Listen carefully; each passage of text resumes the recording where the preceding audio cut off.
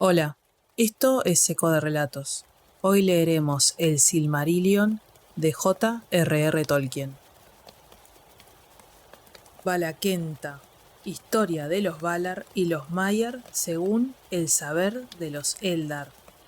En el principio, Eru el Único, que en la lengua élfica es llamado Ilúvatar, hizo a los Ainur de su pensamiento, y ellos hicieron una gran música delante de él.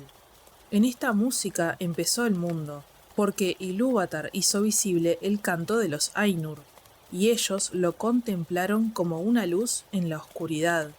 Y muchos de entre ellos se enamoraron de la belleza y la historia del mundo, que vieron comenzar y desarrollarse como en una visión. Por tanto, Ilúvatar dio ser a esta visión, y la puso en medio del vacío, y el fuego secreto fue enviado para que ardiera en el corazón del mundo, y se lo llamó Ea. Entonces aquellos de entre los Ainur que así lo deseaban, se levantaron y entraron en el mundo en el principio del tiempo, y era su misión acabarlo, y trabajar para que la visión se cumpliese. Largo tiempo trabajaron en las regiones de Ea, de una vastedad inconcebible para los elfos y los hombres, hasta que en el tiempo señalado se hizo Arda, el reino de la tierra, y entonces se vistieron con las galas de la tierra, y allí descendieron y moraron. De los Valar. A los grandes de entre estos espíritus los elfos llaman Valar, los poderes de Arda, y los hombres con frecuencia los han llamado dioses. Los señores de los Valar son 7, y las Valier, las reinas de los Valar, son 7 también. Estos eran sus nombres en la lengua élfica, tal como se la hablaba en Valinor, aunque tienen otros nombres en el habla de los elfos de la Tierra Media, y muchos y variados entre los hombres. Los nombres de los señores son estos, en debido orden: Manwë, Ulmo, Aule, Orome, Mandos, Lórien y Tulkas. Y los nombres de las reinas son Barda, Yavanna, Nienna, Este, Vaire, Vanna y Nessa. Melkor ya no se cuenta entre los Valar y su nombre no se pronuncia en la tierra. Manwë y Melkor eran hermanos en el pensamiento de Ilúvatar. El más poderoso de los Ainur que descendieron al mundo era en un principio Melkor, pero Manwë es el más caro al corazón de Ilúvatar, y el que comprende mejor sus propósitos. Se lo designó para ser, en la plenitud de los tiempos, el primero de todos los reyes, señor del reino de Ardar y regidor de todo lo que allí habita. En Arda su deleite son los vientos, las nubes y todas las regiones del aire, desde las alturas hasta los abismos, desde los confines superiores del velo de Arda hasta las brisas que soplan en la hierba. Lo llaman Súlimo, señor del aliento de Arda. Ama a todas las aves veloces de alas vigorosas, y ellas vienen y van de acuerdo con lo que él ordene. Con Manwë habita Barda, la dama de las estrellas que conoce todas las regiones de Ea. Demasiado grande es la belleza de Barda para que se la declare en palabras de los hombres o de los elfos, pues la luz de Ilúvatar vive aún en su rostro. En la luz están el poder y la alegría de Barda. Desde las profundidades de Ea acudió en ayuda de Manwë, porque a Melkor lo conoció antes de la ejecución de la música y lo rechazó. Y él la odió y la temió más que a todos los otros hechos por Eru. Manwë y Barda rara vez se separan y permanecen en Valinor. Los palacios se alzan sobre las nieves eternas, en Oyolose, la más alta torre de Taniquetil, la más elevada de todas las montañas de la tierra. Cuando Manwë asciende allí a su trono y mira enfrente, si Barda está a su lado, ve más lejos que otra mirada alguna, a través de la niebla y a través de la oscuridad, y por sobre las leguas del mar. Y si Manwë está junto a ella, Barda oye más claramente que todos los otros oídos el sonido de las voces que claman de este a oeste, desde las colinas y los valles, y desde los sitios oscuros que Melkor ha hecho en la tierra. De todos los grandes que moran en este mundo, a Barda es a quien más reverencian y aman los elfos. La llaman Elbereth e invocan su nombre desde las sombras de la Tierra Media, y la ensalzan en cantos cuando las estrellas aparecen. Ulmo es el señor de las aguas, está solo, no habita mucho tiempo en parte alguna, sino que se traslada a su antojo por las aguas más profundas alrededor de la tierra o debajo de la tierra. Sigue en poder de Manwë, y antes de que Valinor existiera, era el más próximo a él en amistad, pero después raras veces asistía a los consejos de los Valar, a menos que se debatieran muy grandes asuntos, porque tiene siempre presente a toda Arda y no necesita lugar de descanso. Además, no le agrada andar sobre la tierra y rara vez viste un cuerpo, a la manera de sus pares. Cuando los hijos de Eru llegaban a verlo, sentían un gran terror, pues la aparición del Rey del Mar era terrible, como una ola gigantesca que avanza hacia la tierra, con un yelmo oscuro de cresta espumosa y una cota de malla que resplandece pasando del color plata a unas sombras verdes.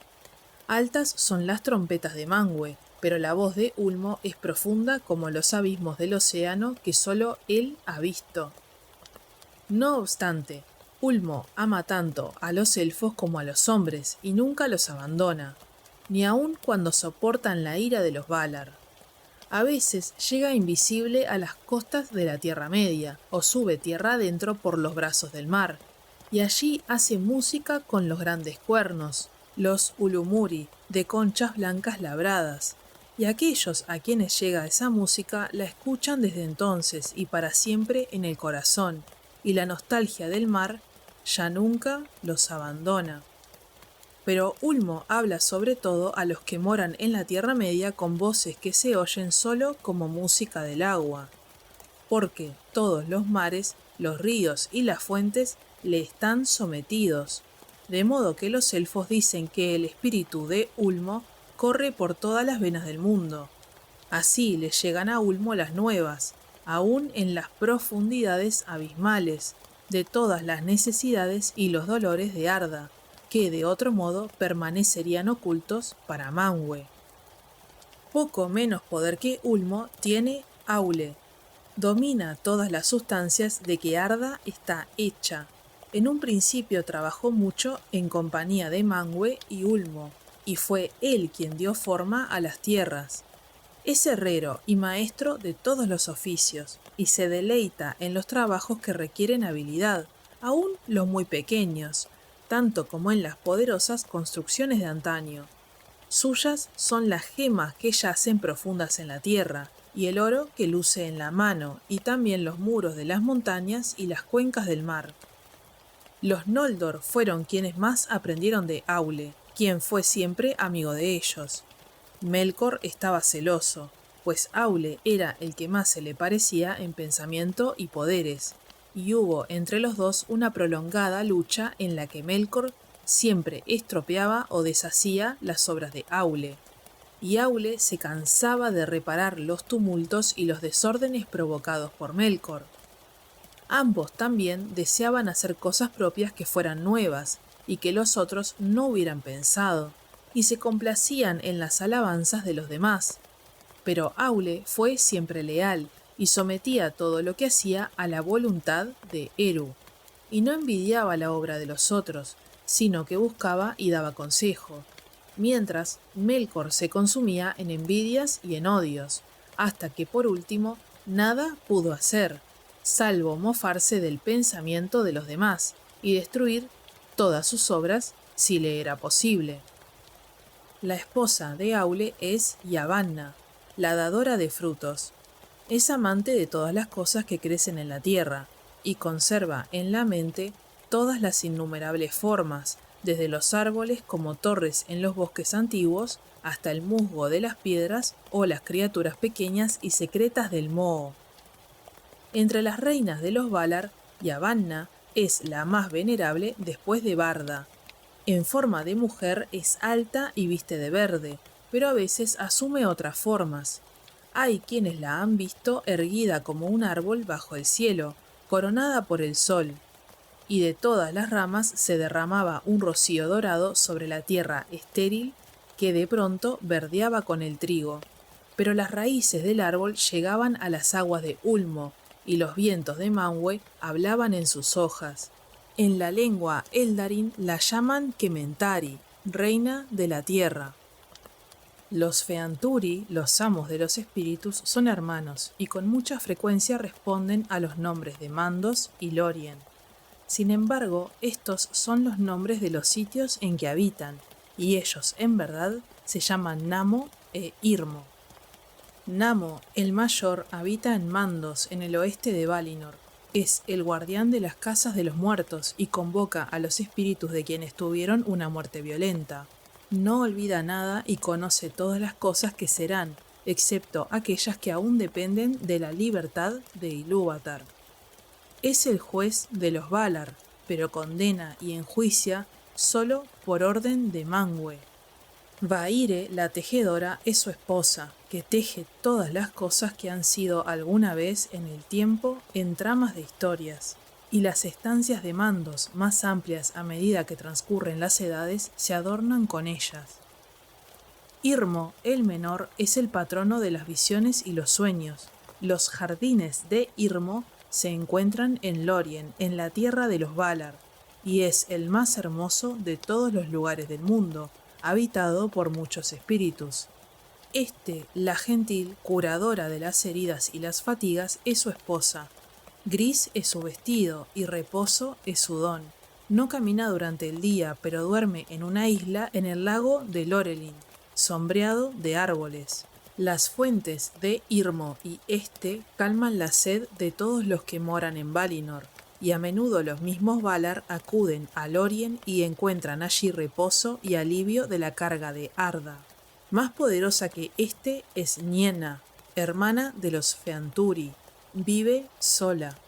Está familiarizada con el dolor y llora todas las heridas que ha sufrido Arda por obra de Melkor.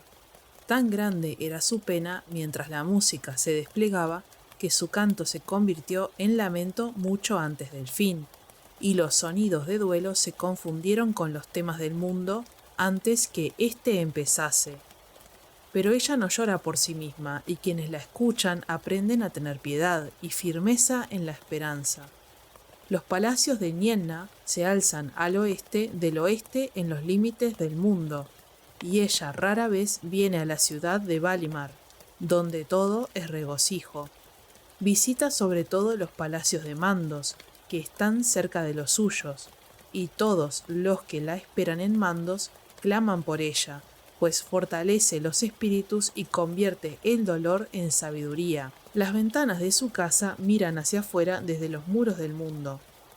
El más grande en fuerza y en proezas es Tulkas, a quienes llaman Astaldo el Valiente. Fue el último en llegar a Arda para ayudar a los Valar en las primeras batallas contra Melkor. Ama la lucha y los torneos de fuerza, y no monta a caballo, pues corre más rápidamente que todas las criaturas que andan a pie, y no conoce la fatiga. Tiene el pelo y la barba dorados, y la piel rojiza. Sus armas son las manos.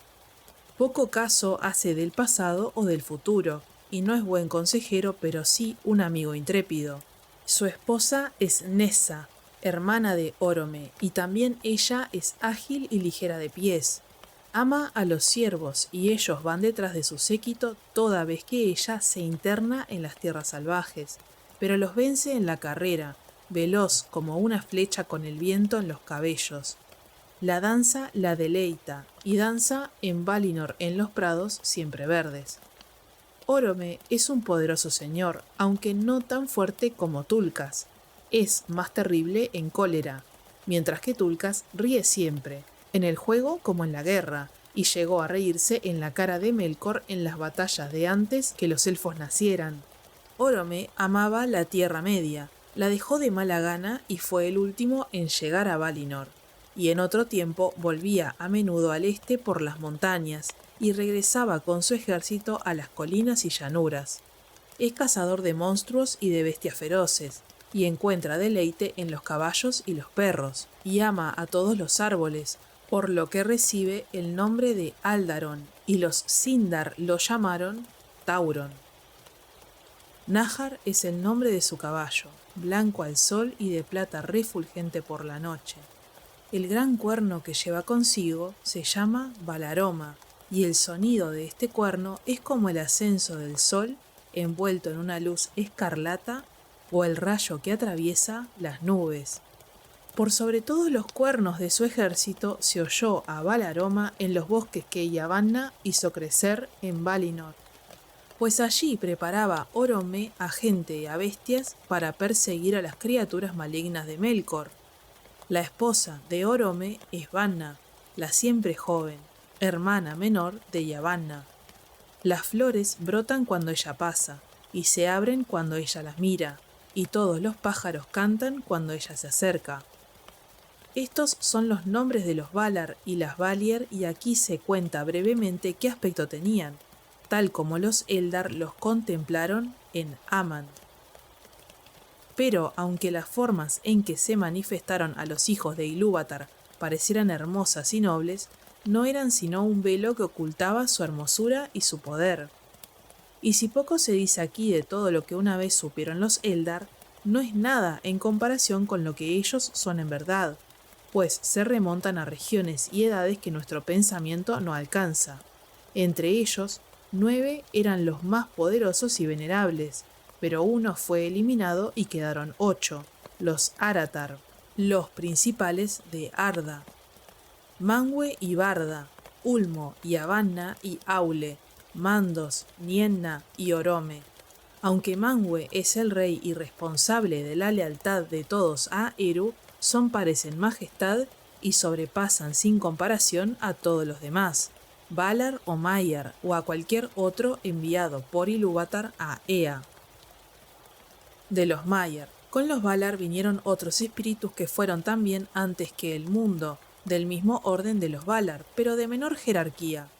Son estos los Maiar, el pueblo sometido a los Valar, y sus servidores y asistentes.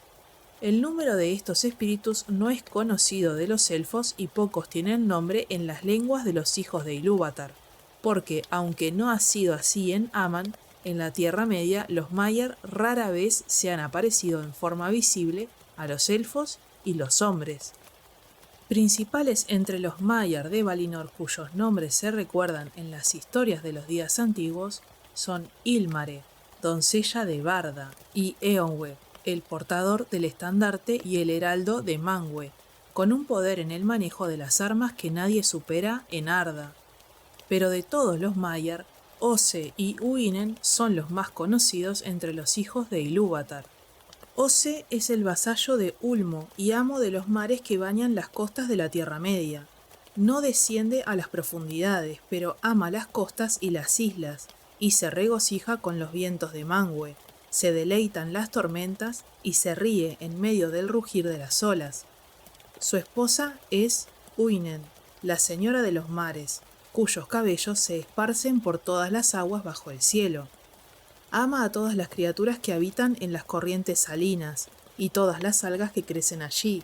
A ella claman los marineros, porque puede tender la calma sobre las olas, restringiendo el frenesí salvaje de Ose. Los Númenóreanos vivieron largo tiempo bajo la protección de Uinen, y la tuvieron en igual reverencia que a los Valar. Melkor odiaba al mar, pues no podía someterlo. Se dice que mientras hacían a Arda, intentó ganarse la lealtad de Ose, prometiéndole todo el reino y el poder de Ulmo si lo servía. Así fue que mucho tiempo atrás hubo grandes tumultos en el mar que llevaron ruina a las tierras. Pero Uinen, por ruego de Aule, disuadió a Ose y lo condujo ante Ulmo, y fue perdonado y volvió a su servicio y le fue fiel, la mayoría de las veces, porque nunca perdió del todo el gusto por la violencia, y a veces mostraba una furiosa terquedad aún sin el consentimiento de Ulmo, su señor. Por tanto, los que habitan junto al mar o se trasladan en embarcaciones suelen amarlo, pero no confían en él. Melian era el nombre de una maya que servía a Vanna y a este.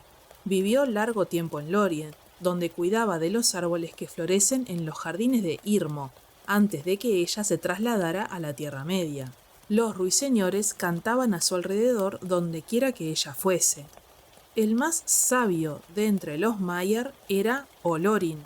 También él vivía en Lorien, pero sus caminos lo llevaban a menudo a casa de Nienna, y de ella aprendió la piedad y la paciencia. De Melian mucho se dice en el Quenta Silmarillion, pero de Olorin nada cuenta ese relato, porque aunque amaba a los elfos, andaba entre ellos invisible o con la forma de un elfo, y ellos desconocían el porqué de aquellas hermosas visiones o la impronta de sabiduría que él les ponía en el corazón. Más tarde fue amigo de todos los hijos de Ilúvatar, y compadeció sus sufrimientos, y quienes lo escuchaban despertaban de la desesperación y apartaban las aprensiones sombrías. De los enemigos. Último entre todos se inscribe el nombre de Melkor, el que se alza en poder, pero ha perdido ese nombre, como consecuencia de sus propias faltas, y los Noldor, que entre los elfos son los que más han sufrido su malicia, nunca lo pronuncian, y lo llaman en cambio Morgoth, el enemigo oscuro del mundo.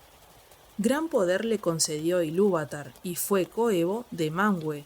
De los poderes y el conocimiento de todos los otros Valar tenía él una parte, pero los volcó a propósitos malvados, y prodigó su fuerza en violencia y tiranía, porque codiciaba a Arda y a todo lo que había en ella.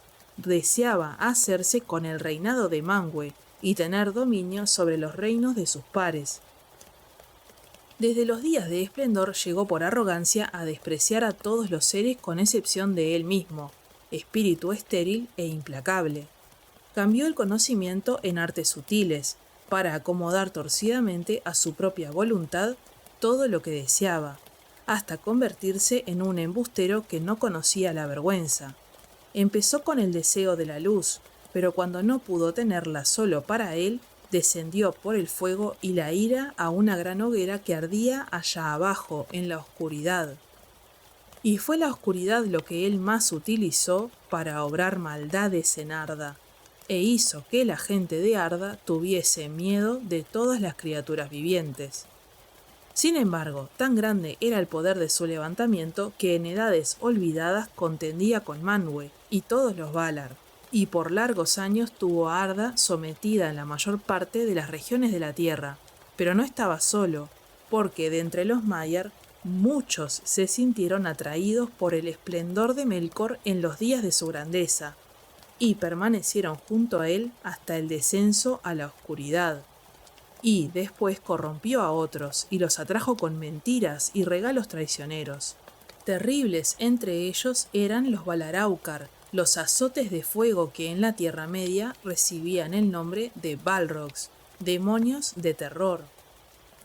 Entre sus servidores con nombre, el más grande fue ese espíritu a quien los Eldar llamaron Sauron o Gorthaur el Cruel. Se lo contó al principio entre los Maiar de Aule, y fue siempre una figura poderosa en las tradiciones de ese pueblo. En todos los hechos de Melkor el Morgoth en el reino de Arda, en las vastas obras que él edificó y en las trampas que tendía, Sauron tuvo parte, y era menor en maldad que su amo, solo porque durante mucho tiempo sirvió a otro, y no a sí mismo. Pero en años posteriores se levantó como una sombra de Morgoth y como un fantasma de su malicia, y anduvo tras él por el mismo ruinoso sendero que descendía al vacío. Aquí concluye el Valaquenta.